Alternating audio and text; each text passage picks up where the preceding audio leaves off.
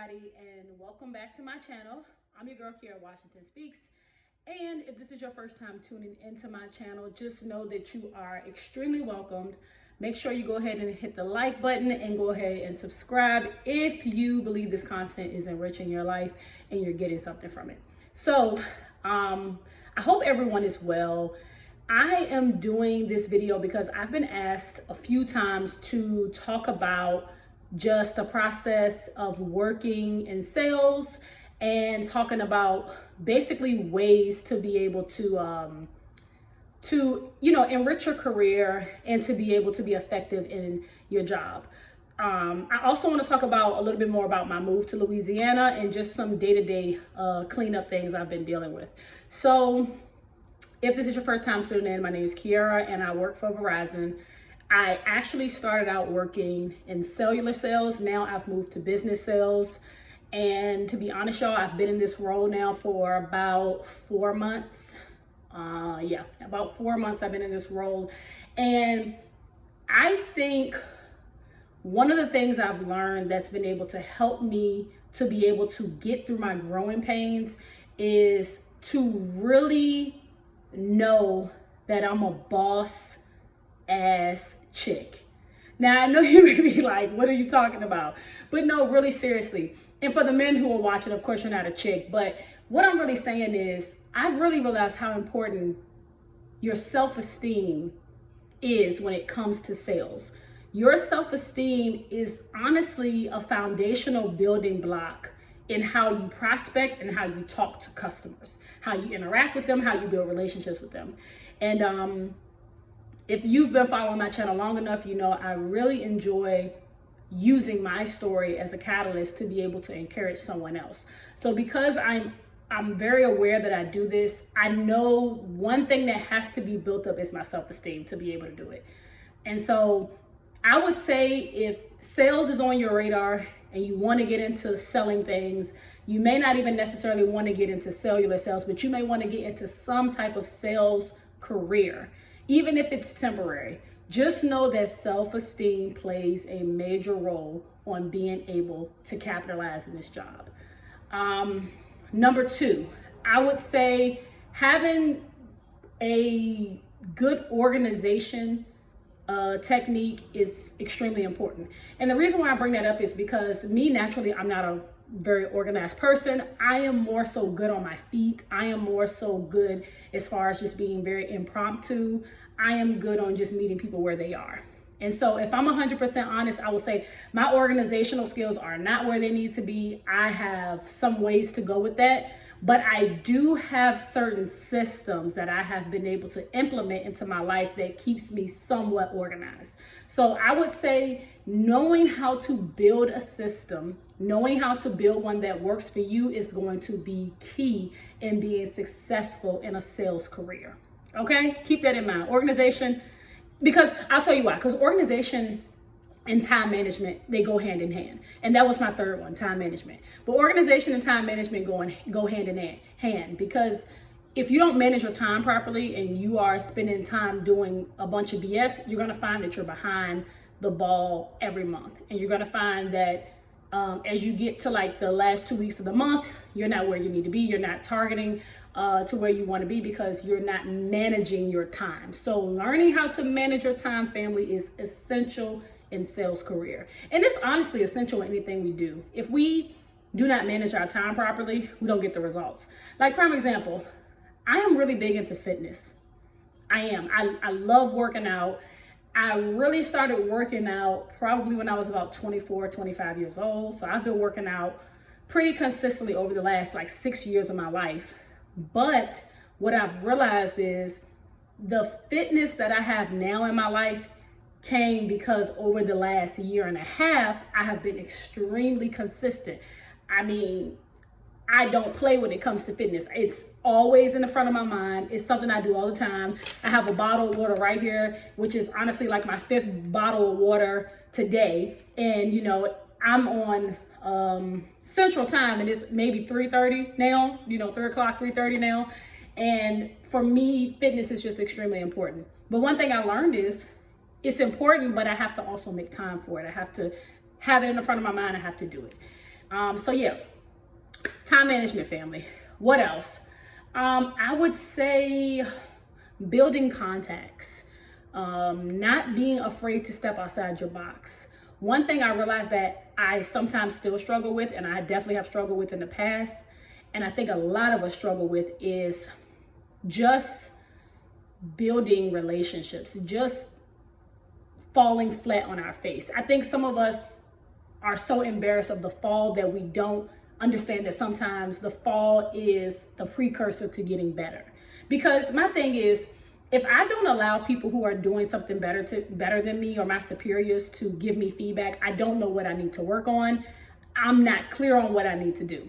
Now, I may know that there's something I need to improve upon, but I'm not exactly sure on how to do it. So getting outside of your comfort zone, making the mistakes, not focusing on being perfect, getting that whole paralysis of the analysis thing is key. And I'll tell you something. One of my favorite speakers, Lisa Nichols, talked about the paralysis of the analysis. And she really talked about how the hesitation to pick up the phone and call the prospect, the hesitation to Google what it will take to start a business, the hesitation that you do when you're trying to prepare to write that book or write that song or start whatever it is that is your heart's desire.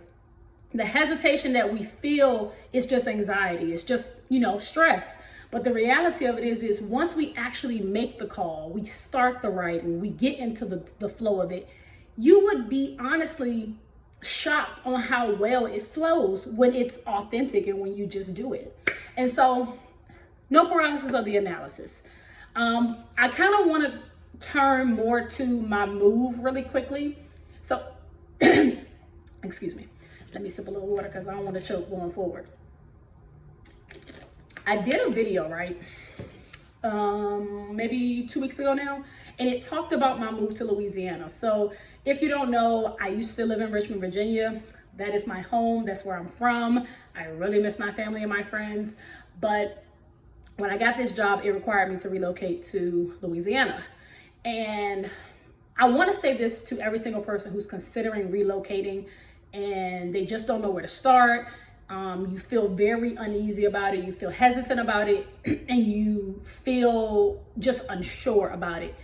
I can promise you this. If there is an inkling in the back of your mind telling you to take the leap and to take the jump, take the leap and take the jump. Because anything that is really good for us typically comes after we make a really big decision. And I'll give you my personal experience, and I'll try not to go too far into my personal life, but hey, this is my YouTube channel, so you'll get some of my personal life. I literally was in a relationship for 5+ years. And, one thing I noticed within my relationship towards the end of it was there was a lot of things that I loved about being with my ex-fiance, but then there were a lot of things that would have kept me comfortable. And one thing I learned about myself and really developing the life that I want to see happen within myself is sometimes we have to get out of our comfort zones, give up certain things, give up certain people in order to really manifest the life that we truly want and we truly deserve. And so it's not that the man that I was with was bad for me or negative for me. What it simply was that we had begun to outgrow each other. And I realized that as hurtful and as painful sometimes as breakups can be, sometimes they are the things that grow us and mature us the most. And I would say for myself, there was a lot more good than bad. I learned a lot more than I lost. But I think what some of us do sometimes is we stay in certain places because we pity ourselves, we pity the people we're with, we pity the relationships, and we sometimes build codependency, which causes us to not move forward. And so if the universe is really giving you the nudge to move out and up and out of your comfort zone, please oblige it and do it. Because even though you're gonna go through struggles and you're gonna cry about certain things, you're gonna feel frustrated, and you're going to feel lost at times, the end result will be so much better because in your heart and in your mind, you know that that's really what you need to do in order to be your best version of yourself. So don't don't shorthand yourself. Don't leave yourself accepting less than what you know you really desire from your life. I just had to put that part in there. Also too, I would say, like I said in the beginning, your self-esteem is extremely essential in anything that you do. And so be very aware of building that up as much as you can. Now, in the beginning of this video, I talked about building it up so that you could sell and you could do things in a great way. But now I want to focus really quickly for maybe another minute on just building your self-esteem up altogether.